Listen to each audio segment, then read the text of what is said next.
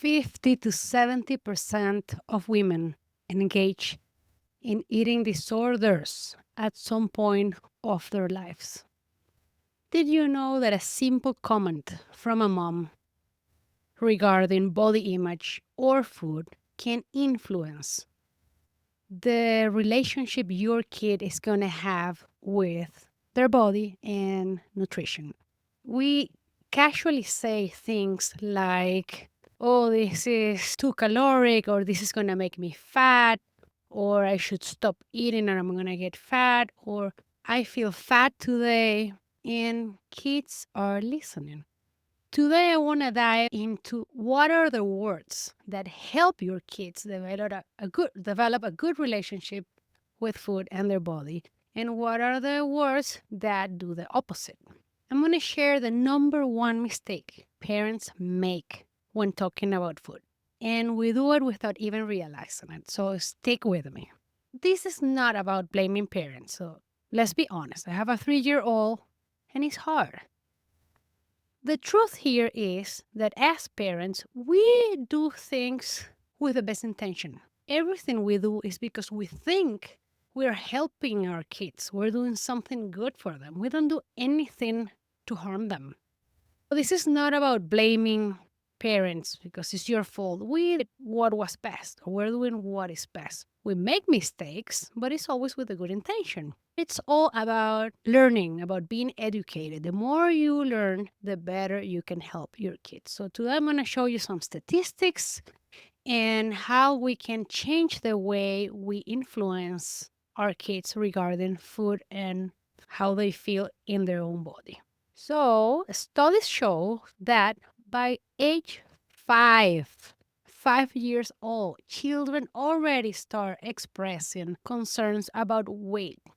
This is so sad. By age, many girls want to be thinner already. These statistics are just depressing. Where does it come from? Where do they get this?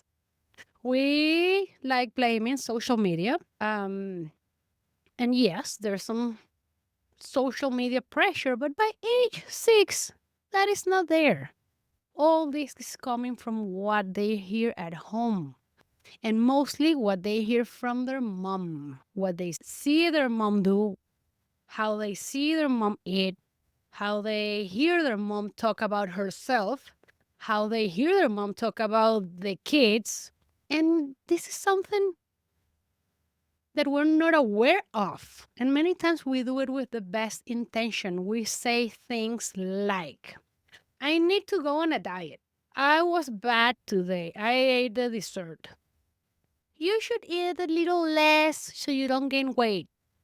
We say that to our kids, or to our husband, or to someone else. You are lucky you have your dad's metabolism. Those are typical things that we say at home. Sometimes about ourselves, other times to our kids, other times to our significant other. And our kids are listening, and that's how we end up with kids worried about their weight and their image from such an early age. So the two biggest mistakes I see are, one, referring to food as good, bad, and calories. So this food is bad for you. This food is good for you. This one has calories. It's going to make you fat. And the other one is talking about how they look. Your butt is going to grow like mine if you eat this. If you want to be thin like so, you should not eat this. This shapes everything. I see it on my nutrition coaching clients. They come to me, they're mostly women, and they come to me to work on their nutrition because they're overweight. And when I start getting to know them, we talk a lot, we do lifestyle changes, that's how it works. What I learn is that most of the things they're struggling with come from their childhood, from the way their image of food and their body was shaped by their parents. More than 60% of women report that their mother's negative comments about their own body made them feel self-conscious about their weight. So we're talking about more than half of women feel self-aware of their body because of the way their mom talk about herself. And this is so hard to break because it's a loop that fits itself, right? My mom talked about her body in a way. I learned that I need to be self-aware about mine, so I'm going to talk like that, and my daughter is going to learn the same things. Over 50% of teenager girls who were told they need to lose weight by their mothers engage in unhealthy weight control behaviors. So basically, 1 out of 2 girls who was told by their mother that they need to lose weight or they look fat or they need to exercise so they don't get fat, develop eating disorder. So now I ask, how do we need to talk about things? Well, first, we should never comment on our body or anyone else. We go out, we see people that are out of shape. We should not say, look at that fatty girl there, or, oh, why does she dress like that if she's not in shape? Those type of comment affect the way our kids are going to feel about themselves. We should not restrict food items. So this is a pretty common. You cannot eat this. The more you restrict a food, the more kids are going to want it. And we should not talk about food being good or bad. We talk about food being more than nutritious than other, fueling you better than other, feeding your muscles more than other. There should not be any food item that is prohibited because that only creates unhealthy relationships with food. If we don't want our kids to eat crap, what we need to do is we should not be eating crap. We eat healthy in our home, and the environment in our home, it's all full of whole foods and healthy food. We should not worry about our kids' nutrition because 80% of the time they're home, 80% of the time they're going to eat healthy. When they go out, if they eat a sweet, a candy, a chocolate, that's fine. They're kids. And that way, we are feeding a healthy relationship with food.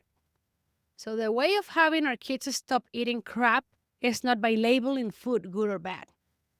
It's by setting an example. And it's by setting an environment that allows them to eat healthy. So stop labeling your food. Then there's the body talk that I already talked about. I won't say anything to my kid that I don't want a third person saying to my kid or to myself. So if someone comes and tell me that clothes makes you look fat, I'm not going to take that well. I don't want someone else telling me that. So I'm not going to say that to myself. I am not going to say that out loud. I am never going to say that to my kid. If I would not allow it from someone else, I am not going to allow it to my daughter, even if it comes from me. And yes, you may have the best intention, because it is not wanting your daughter or son to be fat comes with good intention, because being fat is not healthy. See? So you may have the best intention, but at the end, this is not the way, because you are most probably going to raise a kid that as an adult is going to have an eating disorder. And those stick with you for life.